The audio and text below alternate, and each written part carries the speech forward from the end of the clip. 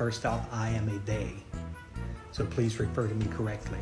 But yes, we're well aware of the water reservoir situation. Earlier in the summer, streams were rerouted to protect endangered salamanders into the Pacific Ocean so that they didn't have to swim in waters that were too warm for them. We're well aware of that situation. Hello, my friends, and welcome to The Dave Show. Today, we're going to be looking at some DEI practices, and it's going to be a debate from the Piers Morgan Uncensored show. And listen, we are going to be changing the look of the video a little bit today from the reaction. So just let me know if you like this new layout for the larger horizontal video when it plays. The vertical is still going to be the same right now. Anyway, just let me know if you like it, if it bugs you or whatever. Just trying to change it up a little bit and give you guys the best show possible. Okay, let's get to it. Enough chit chat. Let's do it. She was rolled out as a woman who's lesbian. The very same for the assistant fire chief who says she won't pull a man out of a fire. We don't have to call them diversity, equity, and inclusion hires. They will do that themselves. The fire service itself is now facing difficult questions over an apparent obsession with diversity. The clip of an assistant fire chief released as a promo for its DIE policies has aged like sour milk. You want to see somebody that responds to your house, your emergency, whether it's a medical call or a fire call, that looks like you. It gives that person a little bit more ease, knowing that somebody might understand their situation better. Is she strong enough to do this? Or you couldn't carry my husband out of a fire. Nope. Which my response is, he got himself in the wrong place if I have to carry him out of a fire. And that is so horrible. It never gets not more horrible. Like it is just the most wrong thing that she could have said in that promo spot or whatever it was. All right, Pierce, let's get to it. Well, now hundreds of thousands of people are in the wrong place and they couldn't give a damn whether the firefighters are black, white or bright green, let alone their sexuality or anything else. They just want to save their lives and their homes. The comedian and radio presenter Adam Carolla, who I will interview later in the show, gave this testimony before Congress in 2017. I graduated North Hollywood High with a 1.7 GPA. I could not find a job. I walked to a fire station in North Hollywood. I was 19. I was living in the garage of my family home. My mom was on welfare and food stamps. And I said, can I get a job as a fireman? And they said, no, because you're not black, Hispanic, or a woman. We'll see you in about 7 years. Well, the point about DEI is not that gay, black or female people are unfit to be firefighters. It's about a systemic misjudgment of priorities. It's about a state that spent $24 billion to end homelessness, ended up with more people living on the streets. It's about a state that suffers dozens of massive fires every single year, but leaves its biggest city with empty hydrants in the middle of the worst fire in its history. And stuck in the middle of all this are the people whose lives are being turned upside down, including many of my friends and neighbours. I have a home in Beverly Hills. This crisis is nowhere near over, and when it is, they will expect answers and change. Well, here to debate, I'm joined by the host of Keeping It Real podcast, Gillian Michaels, by Amala Ekpunobi, who's the host of The Amala Show, by the Night School host, Mark Lamont Hill, and the activist influencer, Michael Mez. Well, welcome to all of you. Let me start with you, if I may, Mark Lamont Hill, because you've been getting into it with lots of people about the whole issue of DEI and whether that's had any involvement here or whatever. What's your overview here? I mean, do you think it's played any part? Are you uncomfortable about the advert I just showed with people who are sort of, looks like to me like they're playing the DEI card to justify their position? Because they are. Those are two different questions. I'll answer them both, though. The first thing is, do I love the commercial? No, I think the commercial misses the mark for several reasons. And it doesn't get to the heart of why you would want a DEI effort at the fire department. At the end of the day, the most important thing, as is the case whenever you have any kind of intervention like this, is that qualified people are there and that everyone has a fair shake at a high quality job, that no one is underqualified or unqualified for the job. In terms of the fire, which is your first question. I don't think that DEI has anything to do with these fires. I think there's plenty of blame to go around, and a lot of it has to do with Democrats, Democratic mayor, Democratic governor, Democratic councils. I mean, there's a lot of criticism to go around. There's a lot of targets here, but DEI to me isn't the issue here. I'm more concerned with how the police were overfunded and fire departments were underfunded. I'm interested in climate change and having that conversation. We have to have a conversation about the kind of homes we have and the kind of homes we build these days. There are lots of things to talk about, but I don't think DEI is the blame here. What about, that there is no water to like fight these fires? This issue of the fires has been ever present. I mean, the big fear has always been another big earthquake. But everyone's been very aware that there's been a lot of fires and they seem to have been getting more prevalent, not less prevalent. And everyone's been like, well, what's being done to protect everybody? And there was perhaps a false complacency that stuff was being done that meant this stuff we're seeing now couldn't have happened. But it has. And yet, as I say that, I'm mindful of a clip of Joe Rogan that's doing the rounds on social media, which is from last summer, in which he talks about a previous conversation he had with a firefighter. Let's take a listen. I talked to a fireman once. This is one of the reasons that freaked me out. And he was telling me, he goes, dude, one day, he goes, it's just going to be the right wind and fire's going to start in the right place and it's going to burn through LA all the way to the ocean. And there's not a fucking thing we can do about it. I go, really? He goes, yeah, we just get lucky. He goes, we get lucky with the wind. He goes, but if the wind hits the wrong way, it's just going to burn straight through LA and there's not going to be a thing we can do about it. Because these fires are so big, dude. When they're talking about like thousands of acres that are burning simultaneously with like 40-mile-an-hour winds. And the wind's just blowing embers through the air, and those embers are landing on roofs, and those houses are going up, and they're landing on bushes, and those bushes are going up, and everything's dry. And once it happens in a way where it's so spread out that there's nothing they can do. No, I mean, Michael, very prescient there. So people can't claim they didn't think this might happen. Literally, Joe Rogan, the biggest podcaster of the world, is openly telling everybody what a firefighter told him was likely to happen, and that was a few months ago. It may be nothing could have stopped this from doing what it did. However, I think you have a view, contrary to what Mark said, that DEI and wokeness have played a part in the failures here. What do you say about that? Yeah, I think there's a lot that we're going to learn in the days to come about these fires. As Jillian and I believe Mark mentioned, we're still waiting to see the cause of a lot of these fires. It's totally understandable to me that this is what happens in LA, that we can pretty much imagine that this is going to occur to some extent. But we can also see a department that has, in my opinion, wasted time and resources on these woke agenda pieces like diversity, equity, and inclusion. Where could that time and where could those resources have gone? What could they have been allocated to when it comes to response to these fires? Not only that, I'm seeing reports on social media, I don't know about anybody else, of arsonists, looters, and this is sort of a culture that we've created here in Los Angeles, here in California, with the way that we've been soft on crime, with the different policies that we've pushed forward. So honestly, I think we're at this moment of just waiting for information. But as Jillian said, you can also see that reservoir that held what should have been 117 million gallons of water was not working. The brush cleanup that should have been happening for decades was not happening. You have Rick Caruso. Yeah, I mean, we've got video and plenty of evidence, factual video evidence archives of President Trump back in 2017, 2018, visiting California, talking to Newsom, and saying exactly this: you need to clear out all this dead brush that's in all of these forests. And what did the activists say? Oh no, you gotta let nature be nature and let the forest just do its thing. Well, now you're suffering the consequences. So here in Los Angeles, who was running for leadership, he managed to save his land, his properties, and he did so through proper planning and being proactive. So what could we have done in this city? Probably a lot. Yeah. I mean, well, and I've also heard that some people actually like hired somehow like private firefighters. I'm not sure how that all worked, but there are definitely some large multi-million-dollar homes and properties that got saved via these private firefighters. But I have no idea what that's all about. If anybody knows about it, let me know in the comments. I'd be interested.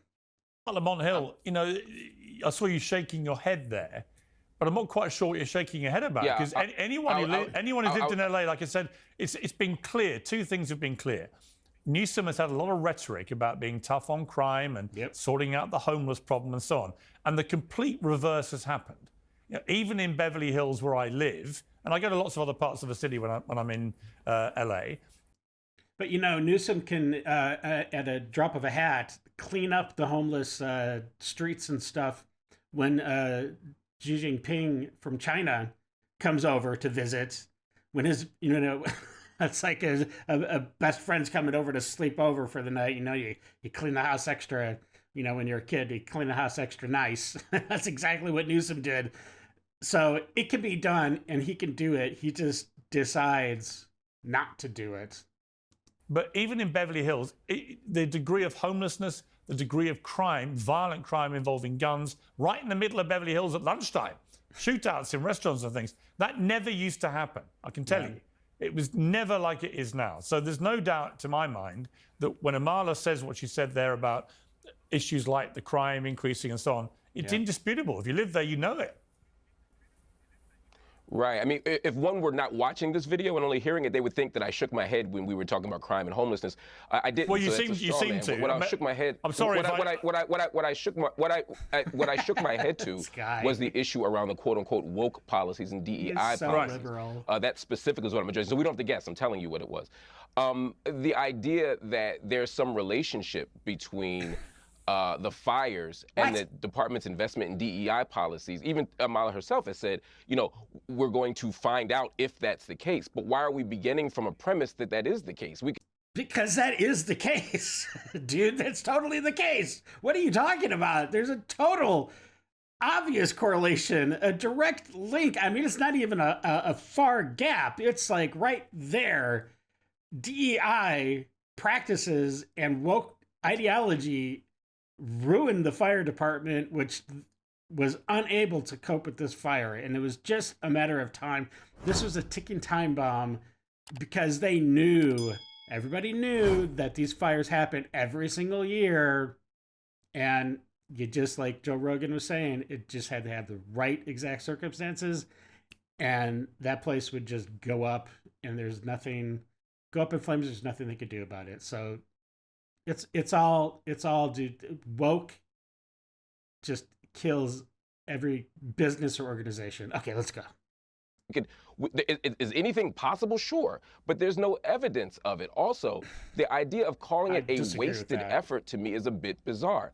As I'm sure you know, or maybe you don't, I'm talking to the audience, not you two in particular, the department had a significant problem with sexual harassment. The department had a significant problem with racial discrimination. It's acknowledged that. The department had multiple firefighters sue. The department acknowledged that they were overrepresented by white men and underrepresented by other groups. And okay, but that's going back to the woke ideology that you have to have an equal amount equity, right? Equality. You have to have whites.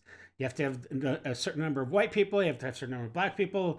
But then, I mean, how far down that rabbit hole are you going to go? Then you have to have a certain amount of Asian people, a certain amount of Indian people, I mean, give me a break. It's endless. To be clear, that's a statistical analysis. That's not a subjective assessment. It's not a moral judgment. I'm saying they're overrepresented demographically. So in light of that, my question would be, if you don't think they needed an inclusion or equity initiative, how should they have responded? This is to Amala. How should they have responded to the proven cases of discrimination, sexism, and harassment that were happening in the department? What should they have done instead of having an initiative? Okay, well, fair enough. Amala? Yeah. Sure, I can answer that. Yeah, when we're looking at those cases that you've just spoken about, sure, we should hear out every single case of sexual harassment and discrimination, especially if we can prove that it's on the basis of race, or we can prove that there is ill intent within a department. Now, that's not what's being articulated by the LAFD. They are saying that they are looking specifically for people of certain races, of particular gender backgrounds, and we should be moving towards a race-neutral future. If you want people to be judged on the content of their character, of their ability expertise, their intelligence, their strength, which is very important when it comes to the fire department. You should do exactly that. It has nothing to do with whether or not you're a woman. It has nothing to do with your race. And as we saw that assistant fire chief state, she's speaking about diversity, equity, inclusion through a lens of wanting people who look like her to be in the department, wanting to be able to show up to houses of California residents that apparently look like her so she can serve them better. And she's not really speaking to her capabilities. As she even stated in her own video, she'd be incapable of carrying a man out of a fire. So your articulation of diversity, equity, inclusion is very different from what we're getting. And let's not forget that diversity, equity, and inclusion is based out of critical race theory, which is fundamentally flawed. If we truly want race neutrality and people to be judged based off of their abilities, we should do exactly that. Yeah, and it's interesting. It's so simple. Like, it's so obvious. I don't get it. I don't get this huge pushback from this woke mind virus that's affected so many people and so many companies and so many organizations. But the cure, I believe, is here. It's called Trump, and that's going to change now in 2 days, on Monday. I can't come fast enough. I mean, Mark, I'll come back to you. So you said three things hang on, Mark. I'll come back to you for a quick response, and I go to Gillian. But Mark, it's come at the same week that we saw Mark Zuckerberg basically ending all of Meta's DEI programs, along with a complete reversal of everything else you could call woke policy. I mean, and there's a lot of companies that are just absolutely flipping, cutting that cancer out of their organization. All these DEI organizations or departments or DEI, I don't know, whatever, HR type of people, they're gone. They're getting, I'm not going to say getting gone because that's probably not proper English, but you know what I'm saying. They're being eliminated. Now that Trump is here and this shift, this red shift is definitely happening all across America, and I thank God for it. And so let's go. I mean, it seems to me that the wind is blowing. Well, I won't use that phrase because there's obviously a much bigger, more problematic wind blowing. But there is a change in direction from companies that you would say were very liberal skewed, like Meta and others, to just get rid of all DEI programs because they've concluded, and you may have a view about this, that they actually they are wrong. They promote mediocrity. Yeah. They're very expensive too, so they're wasting a lot of money. They're literally throwing money down the drain. So it's a win-win for any company that gets completely severs their ties with DEI and that woke ideology. They're not meritocratic in the way that companies should be, in my view, and it's happening quite fast now since the big Trump win over Kamala Harris, who represented all this woke stuff to her bootstraps. What's your response to that? I think you're right to say that corporate investment in DEI was always cynical. They never cared about diversity, equity, or inclusion. They did it because it was popular. After the uprisings following the murder of George Floyd, it was popular to say you were down with DEI, so they did it. And a lot of those companies never actually even turned in the money. They never actually followed up on the promises that they made. And now that it's no longer popular, they're pulling back. Corporate America does what's good for business, not what's good for people. But I reject your claim that DEI is not meritocratic or it undermines meritocracy. What? The data contradicts that. The decades of studies contradict that. What studies are you looking at, man? Are you kidding me? That's the whole point of the DEI hires, is that it's not based on merit. It's checking boxes. That's all it is. I also reject Amala's claim that the fire department was doing something systemic in response to something that was individual. You know, she said they should have adjudicated those cases, but not gone on this big initiative to have different hiring practices. I think maybe what you missed was the complaints themselves were about a systemic failure to hire qualified black people, to hire qualified women. So again, when you talk about well, maybe there just weren't enough qualified black men or qualified women. I mean, I don't know. I'm just saying maybe that's the case. DEI, it's not about getting unqualified black and brown and women in a room of qualified white men. It's about saying there's 10 qualified people in this room. The first 6 we've hired have been white men. Maybe the next 4 shouldn't be, when demographically there's enough black people here or enough women or whomever. Yeah, but hang on, that's exactly the point. Yes, which is when it comes to firefighting, actually, no. Sorry, I just want the best people for the job. Sorry, Hello? I do. If I'm a homeowner in LA, I don't care what color they are, what sexuality they are, what gender they are. May I ask you a question about that, Piers? Hang on, Mark. I don't care about any of it. I just care, are they the best available people to save me from a fire? End. You're misrepresenting the issue, though. No one is saying that the best qualified people shouldn't be hired. The issue is, again, there are 10 people in a room. Yeah. They're going to hire 8 of them. The first 6 they've hired have been white men. Yeah. Of the remaining people, there are qualified white men and qualified black men and qualified black women. The issue historically in that What about the qualified white women? Are you racist?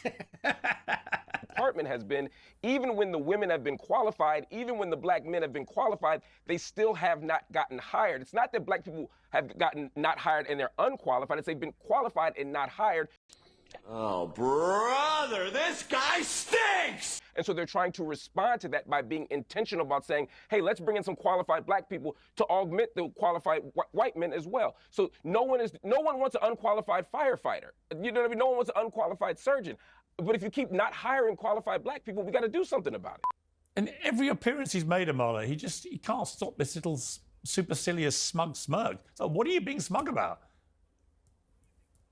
He's talking about Gavin Newsom and the interviews and stuff that he's been doing the last, few days or whatever during the fire. So just to give some context. Right. Yeah. I'm not sure what's actually going on there. And I have seen him smirking in other interviews where he's talking about reimagining LA and the plan that he already has for the city. So we'll see what that actually looks like. And quickly, to the point of DEI, for Mark and Michael, we don't have to call them DEI hires. They call themselves DEI hires. When we got this fire chief rolled out, she wasn't rolled out as a woman with 22 years experience as a firefighter and an engineer. She was rolled out as a woman who's lesbian. The very same for the assistant fire chief who says she won't pull a man out of a fire. The very same for Quinones, who Jillian was just speaking about. We don't have to call them diversity, equity, and inclusion hires. They will do that themselves. Yeah, and I think, Amala, the point I was trying to make to Mark, where I'm not quite sure he grasped what I was getting at, is that large swathes of the electorate in LA, I think, have been contaminated by this woke virus. And they start to think that DEI has to be the be-all and end-all of everything. And they start to vote accordingly. Yeah, absolutely. I mean, we are seeing a culture that's been created in this city where we're pushing forward these initiatives. If I took 1,000 California residents and I showed them a photo of a white man and a black woman with giving them no qualifications, no idea about their education, and no idea about the job that they'd be going into, they would pick the black woman. Let's be honest about where the culture has been set in this city and look around to see that the city is also on fire. Yeah, look at Mayor Bass. Hello. She's totally unqualified, and she has heavy communist ties, which I'm sure, the machine knew about, obviously, and that's why they put her in there. And because she's black, and because she is a woman. So the two big boxes have been checked, and that's all that matters to these people. All right. Well. Hey, listen, that was really good. I think it was very informative. And, I've been covering the fires a little bit here and there over the last few videos. And I've had comments from women that are firefighters or were firefighters. And most of them, if not all of them, have agreed that's like, yes, a woman can become a firefighter, but no, a woman should not be the person running in full battle rattle with all the fire gear, trying to bust down doors and break through windows and trying to actually save the people in the structure, in the burning structure. One commenter said that she had a very good career with the fire department, and she did a lot of basically everything else that you could possibly do in the world of a firefighter, of a fire department.